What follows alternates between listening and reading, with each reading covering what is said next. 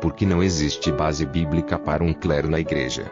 Segunda parte, Atos capítulo 13, comentário de Emaro Persona. E não havia então títulos como há hoje na cristandade. A gente vê, por exemplo, um título que é usado em alguns meios cristãos, que é o título de reverendo. O Salmo 116, se não me engano, na nossa versão fala que tremendo é o Senhor. Na King James fala reverendo é o Senhor.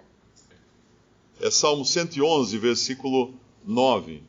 Na nossa tradução está: redenção enviou ao seu povo, ordenou o seu conserto para sempre, santo e tremendo é o seu nome. A King James ele foi traduzida santo e reverendo é o seu nome. E a palavra reverendo, se a gente procura lá no hebraico, ela significa amedrontador. Alguém que impõe respeito mais pelo medo do que por outra coisa. Alguém que é digno de reverência, de ser reverenciado. Alguém para quem quando alguém olha, vai tremer dele, porque ele é uma pessoa muito importante. Importante demais. Agora, a pergunta é: será que o Senhor gostaria que algum dos seus adotasse para si um título de reverendo? De maneira nenhuma. E aqui, mais uma vez, nós temos, nessa ordem que nos é dada aqui, para demonstrar que não existe primeiros lugares nas coisas de Deus, nas coisas do Senhor. Ele vai, é claro, dar certos dons para uns, e serviços e ordenanças para que eles trabalhem nas coisas do Senhor, mas não títulos. Não para ele sentar numa cadeira mais alta, não para ele usar um cetro de ouro, ou ele usar um trono, ou qualquer coisa assim. Não existe isso. E é importante entender isso, porque, por exemplo, na ceia do Senhor, quando nós vamos celebrar a ceia do Senhor, dentro do mundo religioso, existe um reverendo que vai lá partir o pão, e existe um padre, existe um pastor, existe uma pessoa num degrau acima das outras, ou vários degraus acima das outras, dos leigos, né? Existe um clérigo que vai celebrar a ceia. E às vezes a gente vem para a ceia trazendo costumes do mundo religioso e achando que precisa ser um irmão assim mais, né, dotado, com maior conhecimento, e não é. Quando nós entramos na presença do Senhor, nós somos sacerdócio santo. Nós podemos todos exercer a sua função de sacerdotes aqui. As irmãs, claro, não poderiam dar graças pelo pão, porque isso implicaria falar. Então, os irmãos fazem isso e elas dizem o amém, participando assim das graças dadas por um irmão. Mas é qualquer um, o mais débil de todos os santos, se ele está em comunhão, se ele não está em pecado, ele pode levantar e ir lá, e ainda que ele não tenha, às vezes, palavras para fazer um discurso longo, e não é para fazer um discurso longo, porque nós lemos que o Senhor Jesus, quando instituiu a ceia, falou assim: e tomando o pão e tendo dado graças, o partiu. Como ele deu graças? Será que ele falou de Gênesis e Apocalipse? Não. Ele deve ter falado: Pai, te agradeço por esse pão. Simples assim. Não há necessidade de mais do que uma oração breve. Porque quanto mais falar, o Senhor próprio, nos evangelhos, ele disse que aqueles que alargavam, faziam longas orações para serem vistos pelos homens. E é um erro isso. Nós devemos nos controlar quanto a isso, porque uma oração, uma ação de graças, que na verdade na ceia do Senhor não é nem uma oração para pedir alguma coisa, mas para dar graças, não é para discorrer sobre doutrinas, né? Como o Senhor falou lá em Gênesis, depois em Ezequiel.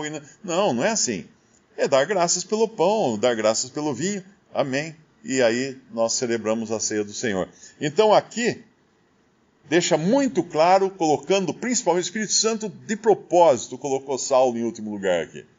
E ele vai depois chamá-lo de Paulo. E no versículo 2, servindo eles ao Senhor, ou seja, esses aqui, né, que me parece que são esses dessa lista aqui, e jejuando, disse o Espírito Santo: apartai-me a Barnabé e a Saulo para a obra que os tenho chamado.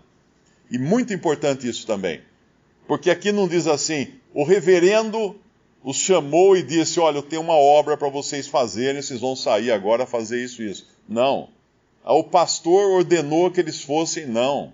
A junta de missões decidiu que eles devem viajar para a China para levar o evangelho. Não. O Espírito Santo disse: apartai-me a Barnabé e a Saulo para a obra que os tenho chamado. Então esses irmãos que estavam em sintonia com a voz do Espírito Santo receberam então essa ordem e foi feito assim. Barnabé e Saulo está entre eles aqui no versículo 1 e tem uma obra para eles desenvolverem. Então no versículo 3, jejuando e orando e pondo sobre eles as mãos, os despediram. Mas aqui, ó. Agora aqui sim, os pastores consagraram esses para essa obra. Não. Eles simplesmente deram seu voto de confiança naquilo que o Espírito Santo já os tinha consagrado. Um irmão hoje escreveu para mim, ele reúne numa denominação e falou assim: olha, eu não sei se eu devo aceitar, porque eles querem me consagrar obreiro líder, ou alguma coisa. Ele falou um título, eu não lembro qual é agora. Eu sou obreiro, vamos falar assim, obreiro classe C, eles querem me consagrar para obreiro classe A, alguma coisa assim. Era um patamar acima.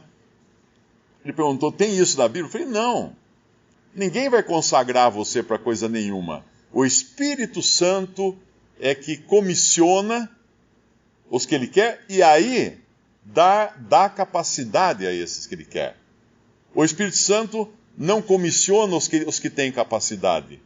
Ele comissiona os que Ele quer e capacita para a obra que Ele quer enviar aqueles. Então não existe qualquer determinação humana nas coisas do Senhor, de escolher quem vai fazer isso, quem vai fazer, tipo assim: o pastor hoje permitiu que eu dê graças pelo pão na ceia. Não. Quem é que pode tomar o lugar do Espírito Santo e dizer para um outro irmão: faça isso ou não faça aquilo? O que deve existir, sim, é uma atenção redobrada para entendermos quando a voz do Espírito está se manifestando. E levantando alguém para uma determinada obra, amém, tudo bem. O senhor sabe, então, amém. Vamos orar, então, por esse irmão, para essa obra que tudo indica que foi o Espírito Santo que levantou. Mas não homens. Homens não levantam ninguém. No máximo, a Assembleia tem cuidados, né, quanto à doutrina, quanto a quem é recebido, mas não determina nada. Ninguém manda ninguém para a China. Ninguém manda ninguém pregar o evangelho. Nada disso. Isso é o Espírito Santo que toca o coração. E a pessoa vai com a imposição de mãos, que não é um ato mágico de druidas passando energias cósmicas para aquele que vai sair. Não tem nada de mágico nisso. Não saem raios das mãos de quem impõe as mãos, nada disso. Ele só impõe a mão como a gente faria dando